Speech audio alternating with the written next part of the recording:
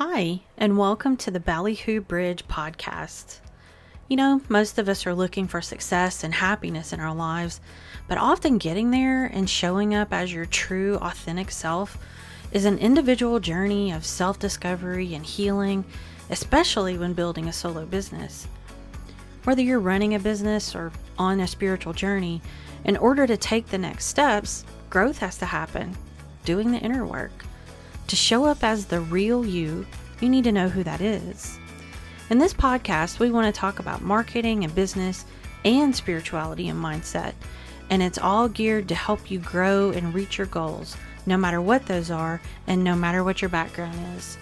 We're going to explain the jargon, clear up misconceptions, and discover we're not all so different. We'll bridge the gaps between what you think you know and what you think you don't. Let's dive in. I have a question for you guys. How many of you have been thinking about starting your own business? Maybe you have something you absolutely love to do and you want to create a little side gig, make some extra money, or maybe you need to replace a full-time gig. You're looking to do the thing that you love and the thing that lights you up. And I love hearing when people want to do this. I think it is so fabulous and so wonderful. Having your own business and really having that opportunity to give yourself the life that you love, the life that you deserve is just amazing. And I'm so happy for people that decide to do that. I do have a question as you figure this out. Beyond the idea, the initial idea that you've come up with, how far have you planned or sort of thought things through? Are you at those beginning stages figuring it out? Basically, do you know what now? You know, I know a lot of people that they come up with their idea and they're gung-ho and they're ready and they just jump. They just leap and start it. They make the cupcakes. They make them for friends and family starting out. I've seen people have ideas for coaching courses that they just put it out there and people take it. They have success with it. And it's an approach that works for a lot of people. I've taken courses where you're taught how to launch a course, to launch your business. It is absolutely viable and a useful approach. For some of us, however, like me, it feels a little bit backwards. It's kind of like a ready, fire, aim kind of feeling. I'm one of those people that I feel like there needs to be planning before you leap. So I find just sort of jumping off a lot more difficult. Now, mind you, you're no less gung-ho about it. You're still wanting to do it. You're ready. You're excited. But you find yourself kind of freezing. Have you ever done that? You're unsure of what to do next, so you find yourself frozen. Now, this is where that first approach can be helpful. It forces you to do it. You do it messy. You don't worry about perfection. I took a course with Kathy Heller one time, and she would say, be a C student. You know, don't worry about being an A student. Just put it out there. And obviously, there are valuable lessons that you learn from that because you learn what goes right, what goes wrong, so that you can start to sort of make notes and know what to do next time. You also learn things like it didn't have to be perfect. The world didn't end. You didn't fall flat on your face. You can do this. No matter which personality type you fall under and which choice you make to start your business, I still believe that you will reach a point where you have to consider your next steps. And that can be confusing, especially if you don't have a good foundation in place for your business. So what does that mean? Well, I actually think there's a lot that goes into planning a business. I think you need business plans and marketing plans and all those things. However, I also understand that that can be a bit overwhelming and that it can look like a monster-sized to-do list. I also will concede that not every business needs every single duck in a row, every I dotted, T crossed before they open the doors. Some do, but I think it depends on the type of business. My experience, again, has been with solopreneurs and small businesses. They can take things a little more one step at a time. But there's still certain things that need to be in place. They are important. They are what helps you know your business. It's the basics. There are 4 questions I ask every client that I want to work with because I need to learn about that client's business for me to help them grow. But I've also found that you need to be able to answer these questions as well.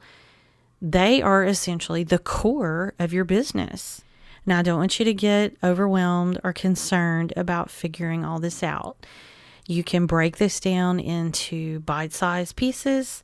You can create action items to get these done so that it's not so overwhelming. I know it feels like a lot to do, but what's the saying? How do you eat an elephant? One bite at a time. So figure out one step at a time, one action item at a time. And let's start with the basics of what you need to know for your business. These are the 4 questions I believe are vital to answer. What's your why? What problem does your business solve? Who is your ideal client? And how will you generate income? Let's start with what's your why. We actually talk about that in another episode, so feel free to go check that out if you want. But what is your why? Is it money? Is it fulfillment? Is it your love for helping others? Is it a desire to make the perfect cake for someone's event? Can you answer it? And then, are you ready to own it? Because your why is the core of your business. It's what you're building everything around. It's the thing you love. It's the thing that lights your soul on fire. And I'll tell you, you may say it's making cakes, but I suspect that at the end of the day, it's about the reaction you get from the person that gets the cake. It's being a part of the wedding. It's giving them the exact thing they wanted for that wedding day or for their baby shower. I know for me, I love doing business and marketing things and being creative. But at the end of the day, for me, I do this so that people are successful in their businesses. I want that end result. I want that transformation that they have when their business is successful. Now, it's been my experience that people that go into business ventures that are only about money don't always succeed. Money can be found anywhere. So I feel like your why needs to be a little deeper than that and needs to be really tied to who you are and what you love. Look, the cold hard truth about this is that running your own business is not all rainbows and unicorns. Just because you no longer punch somebody else's time clock doesn't mean you don't have to work. And there's no one to save you. You save yourself. You make the decisions. You're CFO, CEO, IT, you're everything. And sometimes when you're in a valley, it's hard and it can feel soul-sucking. This is why I say you need to love it. Look, I'm not saying that business is all gloom and doom, okay? Don't think that. It can be wonderful and fulfilling and give you everything you dream of. That is absolutely true. But when you lose your way, your why is where you return to. It's the thing that keeps you centered. It's your lighthouse. It's your beacon. It's your core. Now, what I recommend doing to find your why is journal it out and really know the answer. Go through all the reasons that you're doing this. Now, if you find yourself only listing things you hate about your current situation, I highly recommend that you turn those to positives Instead of I hate this, say I want this or I will do this. Make them I want, I will statements. At the core of all of that, you will find what you love about your business idea, and your why will start to emerge. Next, what problem does your business solve? We kind of talked about this just a touch there with your why. What's the transformation? What are you giving people? What problem do you solve? It can be a literal problem. It can be for entertainment. But there has to be a reason that it exists. Are you a bookkeeper that makes accounting for a small mom and pop business easier? Do you make the most beautiful bird feeders that are the perfect gift? Are you a coach that helps someone find their purpose? What's your purpose? Have you dug deep and found it and understood it? Maybe you're a fitness coach who shows women the best exercise and diet practices for their body types and their busy life. For me, I help solopreneurs get unstuck and find their next steps to move their business forward. I find a lot of times people just need someone to walk them through their action plan or create an action plan.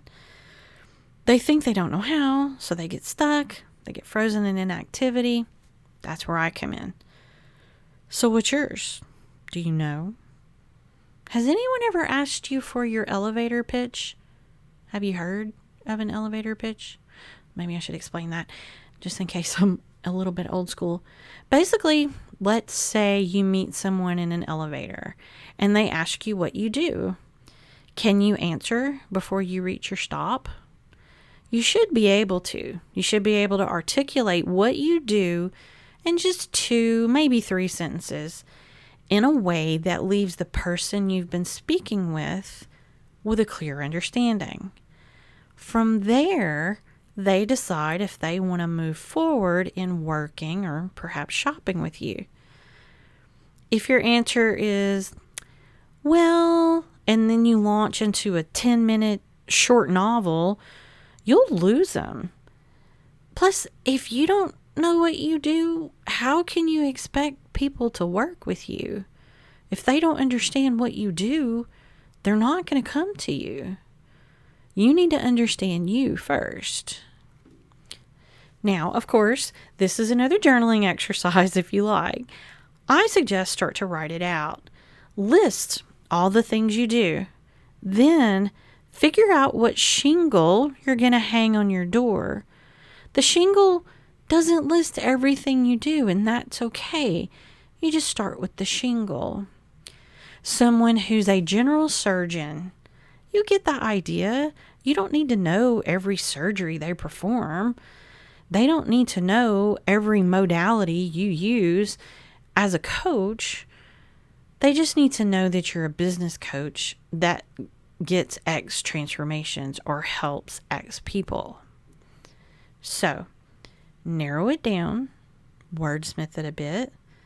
Try it out on people. Do you have friends or coworkers or someone that you could try it out on? Say, hey, I want to tell you this. Tell me what you think. Now, when you start to articulate it, guess what you've done? That's actually your mission statement for your business, which is one of the first things you need for a business plan. So maybe a business plan isn't that hard after all, huh? So figure out what problem you solve. Number 3, who's your ideal client? Again, write it down. And I did not realize how much I said that, but it's true. Write it down. You want something to refer back to. That's why I'm always saying write it down, because you will forget. So write it down. Give the person a name. Give them a job. Do they have a house? Do they have kids? What kind of music do they listen to? Where do they shop? Make them real. Now, if you have more than one, make more than one profile. That's fine. Most likely, as a solopreneur, what you're going to do is choose one to market to, but it's still good to know the others if they exist. So now, why do I want you to do all this? Why do I want you to know them so well? Because if you know who they are, if you know how they think and how they act, then you're going to know where to find them. It also gives you an idea how to market to them because you know who they are. You know their pain points. You know how to speak to them. I'm going to give you a quick example. Let's say you have Annie, is a middle-class mom with multiple kids who is lost in a full-time job. She's gained weight. She's feeling her age. She wants to get in shape, but needs ideas for healthy meals that won't take too much time or budget. Family friendly would be even better. She needs friends to keep her accountable. And of course, you could do more as far as, she shops at TJ Maxx and Target, and, she loves a good bargain, those kinds of things. So who does that person fit? Are you a Beachbody coach? Are you a healthy food blogger? Who's out there that could help Annie create healthy meals for her family? This is the start of your girl. This is the start of your ideal client. Now, more times than not, what I find is when people start to really figure out who their ideal client is, more likely than not, they are going to be similar to you. So I would start there. Number 4, how will you generate income? This one I find is a little tricky. I find people get hung up on what to charge. They start to feel like they're not worthy of charging, or they feel like people aren't going to pay that much, but they will. Look, this can be as easy as an hourly rate, or it can be a package. It can be for a course. For instance, a bookkeeper that can work from home for multiple businesses could either establish an hourly rate and then track those hours, or they could offer, say, monthly packages where they will do set task in that month for X amount. Now remember, when you're creating packages, you need to consider the entire scope of work that you will offer and list it. I can't stress this enough. Don't undersell yourself. Your rate needs to include how long will the work realistically take you, the experience you bring to the table, your expenses. Because look, if you've left your full-time gig, there's no longer somebody else supplying the printer ink. That's up to you, and it adds up. Also, maybe research what other people in your field, in your market are charging. Kind of what will the market bear and what can you expect? Maybe it's time to raise the bar, make rates a little higher. Let's say you're making cakes and it costs $20 for the ingredients. Now look at how long does it really take you to make it. Think about the baking time, the decorating time. Let's say 4 hours total. And hear me, I do not do this at all, so I have no idea if this is even in the ballpark. I'm just trying to give an example here. So what's your hourly rate? Do you make $50 an hour? So that comes up to $220 if that's the case. Now, of course, there are certainly other things you may need to consider. How intricate is the design? How many colors of icing did you need? How big is the cake? What I'm hoping you're gathering here is count everything and then see where you arrive for price. From there, you can make adjustments if you wish. But hear this, your price is your price. Never, ever apologize for it. You don't need to justify it to anyone. You are worth it. Your work will prove it. The people who are meant to work with you will come. I want to say one more thing though. This is actually hard for me too. Pricing is one of the most difficult things I find that I do. There's knowing your worth and there's pricing yourself out of business. To me, it can be a fine line and kind of hard to determine at times. I truly believe that if you offer quality work, people will come and they will pay. But I also think you have to be reasonable as well. There's kind of a balance to all this, and you may have to sort of play around with things like pricing a bit to figure out what works. I'll say this too, and it may sound a little odd, but sometimes price can add value. If I see a coach offering 6 months worth of coaching, once a week meetings, and things like that, but they're only charging me $100, and then I see another coach that's offering the same thing, but it's $2,000, how often do you look at that and go, why are they only charging $100? Maybe they're not as good as I think they are. Maybe they're not going to give me the value that I want out of that. Does that make sense? You need to price something for the value. So don't undervalue yourself when you're figuring out your price. The key in all of this is to figure out how are you going to sell your product or service so that you can determine if your business is viable. When you start charging, your hobby is no longer a hobby. So make sure you're okay with that, and know that it's okay if you're not. Every hobby you have doesn't have to become a viable business. Sometimes a hobby is just a hobby. All I ask is that you be honest with yourself when you're answering these questions. Don't be afraid to erase and start over. Don't be afraid to ask for help. And I understand it may feel a bit silly at first, but I promise if you trust the process of journaling these things out, you'll start to see your true thoughts come out. And then you'll start to see patterns that start to emerge, and they give you a better picture of what you want. Journaling can be a powerful thing if you kind of lean into it and let the words flow. The answers are there. You just have to trust yourself. You know what else? Now that you're done answering these questions, you actually have some of the basics of a business plan in place, which is a big part of keeping your business on track. So bravo, way to go. Now, if you're struggling, you're stuck, don't worry. There's folks like me that are out there to help. So don't give up. You've got this. Thank you so much for joining us today. We hope you enjoyed today's episode and that it helped you in your journey in some way. Make sure and like and rate and do all the things for our podcast. We really appreciate it. And of course, check out the show notes for links and any other important information. If you're looking for guidance in your journey, head over to ballyhoobridge.com.